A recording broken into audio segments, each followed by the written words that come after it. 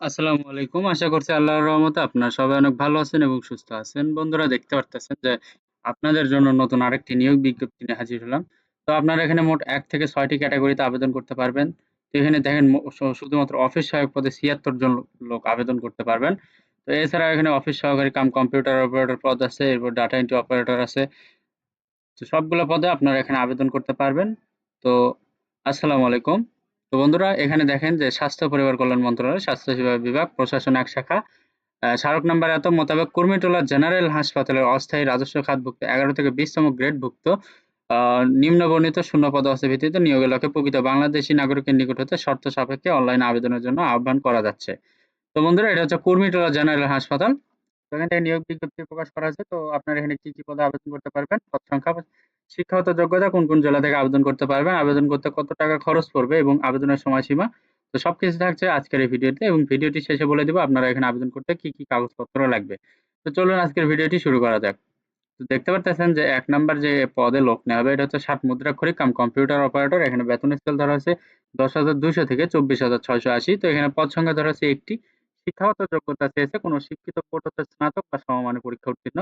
Computer চালনায় দক্ষতা থাকতে হবে এবং ৬০ লিপি প্রতি মিনিটে সর্বনিম্ন গতি ইংরেজিতে ৭০ শব্দ এবং বাংলায় ২৫ শব্দ এবং কম্পিউটার মুদ্রাক্ষরে প্রতি মিনিটে ইংরেজিতে ৩০ শব্দ ও বাংলায় ২৫ শব্দের ন্যূনতম গতি থাকতে হবে। এরপরে দেখেন ২ নাম্বার হচ্ছে ডাটা এন্ট্রি অপারেটর। এখানে বেতন স্কেল ১০,২০০ থেকে ২৪,৬৮০। শিক্ষাগত যোগ্যতা চেয়েছে যে কোনো শিক্ষিত বোর্ড হতে উচ্চ মাধ্যমিক সার্টিফিকেট বা সমমানের পরীক্ষা উত্তীর্ণ হতে হবে। কম্পিউটার চালানোর দক্ষতা থাকতে হবে। কম্পিউটার মুদ্রাক্ষরে প্রতি মিনিটে বাংলায় ২০ শব্দ এবং ইংরেজিতে ২০ শব্দের ন্যূনতম গতি এবং স্ট্যান্ডার্ড অ্যাপটিটিউড টেস্টে উত্তীর্ণ হতে হবে। তো এখানে আপনারা মোট ১ টি পদে আবেদন করতে পারবেন।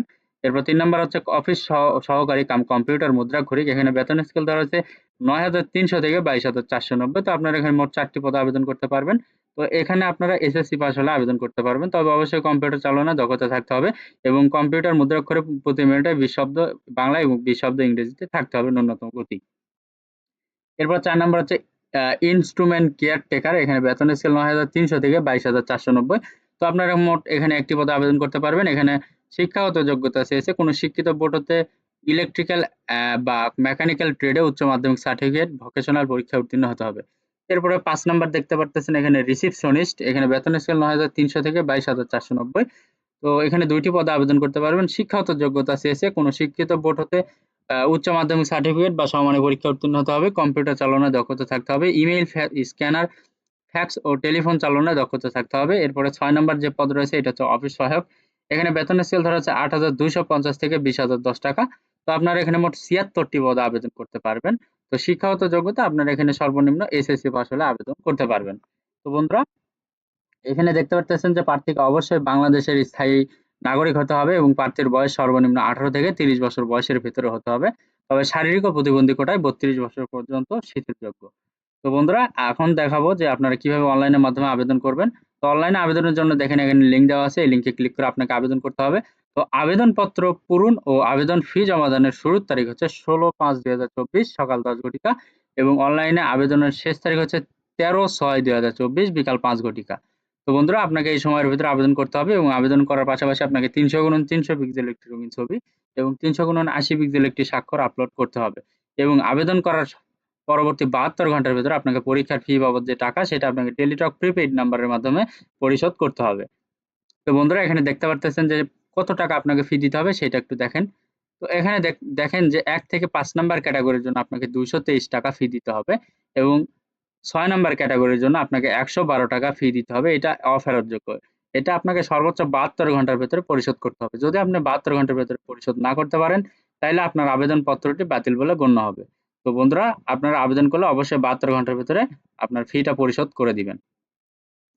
তো বন্ধুরা এই ছিল আজকের ভিডিও। এরপরে এখানে রয়েছে দেখেন যে আপনি ফি জমা দেওয়ার পদ্ধতি। তো ফি দেওয়ার পর এইভাবে আপনি ফি দিবেন আপনার মোবাইল দিয়ে বা টেলিটক প্রিপেইড নাম্বারের মাধ্যমে। দেওয়ার পরে কি করবেন? এখানে আপনি এভাবে এসএমএস করবেন। এসএমএস করলে তারা আপনাকে একটি ইউজার আইডি এবং পাসওয়ার্ড দিয়ে দিবে। ইউজার আইডি পাসওয়ার্ড দিয়ে আপনি ওখানে দেখতে পারবেন যে এই লিঙ্কে ক্লিক করে আপনার ইউজার আইডি পাসওয়ার্ড দিয়ে লগইন করবেন। করার পরে দেখতে পারবেন যে আপনার রোল নাম্বার, পদের নাম, ছবি, পরীক্ষার তারিখ, সময় ও পরীক্ষা কেন্দ্রের নাম ইত্যাদি সম্বলিত একটি প্রবেশপত্র থাকবে। অবশ্যই সেটি ডাউনলোড পূর্বক রঙিন প্রিন্ট করে বের করে নেবেন। এই প্রবেশপত্রটি আপনার লিখিত পরীক্ষার সময় অংশগ্রহণের সময় প্রদর্শন করতে হবে এবং লিখিত পরীক্ষা উত্তীর্ণ হলে মৌখিক ও ব্যবহারিক পরীক্ষার সময় অবশ্যই প্রদর্শন করতে হবে। তো আজকের ভিডিওটি এই পর্যন্তই।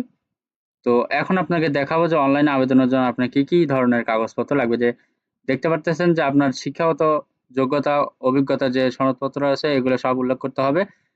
তারপরে আপনার কোনো যদি মামলা মোকদ্দমা থাকে তাইলে সেগুলো তাইলে কিন্তু আপনি অযোগ্য হলে বিবেচিত হবেন। অবশ্যই আপনার জন্ম নিবন্ধন অথবা ভোটার আইডি কার্ড এগুলা লাগবে। এরপর আপনি আপনার চারিত্রিক সনদপত্র, নাগরিক সনদপত্র এগুলো লাগবে। আপনি বিবাহিত নাকি অবিবাহিত সেগুলো লাগবে। তো বন্ধুরা, যদি আপনি এখানে মিথ্যা অসত্য কোনো ইয়া দিয়ে থাকেন, ডিটেইলস দিয়ে থাকেন, তাইলে কিন্তু আপনার আবেদনপত্রটি বাতিল বলে গণ্য হবে। তো বন্ধুরা, আজকের এই ভিডিওটি যদি আপনাদের কাছে ভালো লাগে এবং আপনাদের এখানে যদি শিক্ষাগত যোগ্যতা মিলে, অবশ্যই আপনারা এখানে আবেদন করবেন। তো আরেকটা কথা এখানে দেখতে পাচ্ছেন যে সকল জেলা প্রার্থীগণ আবেদন করতে পারবেন।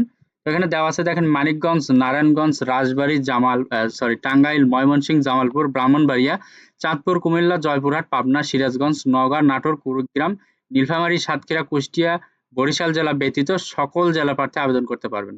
তো শুধুমাত্র এই কয়েকটা জেলা ব্যতীত বাংলাদেশের সকল জেলা থেকে আবেদন করতে পারবেন।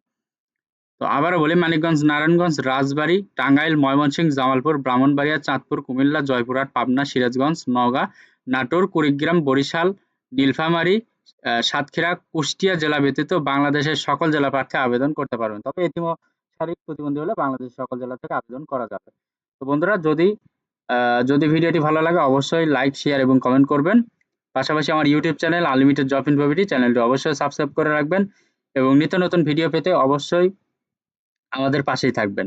তো সবার জন্য অনেক অনেক শুভকামনা। সবাই ভালো থাকবেন, সুস্থ থাকবেন। আল্লাহ হাফেজ। দেখা হচ্ছে নতুন কোনো ভিডিওতে। Thanks for watching. Please like, share, subscribe.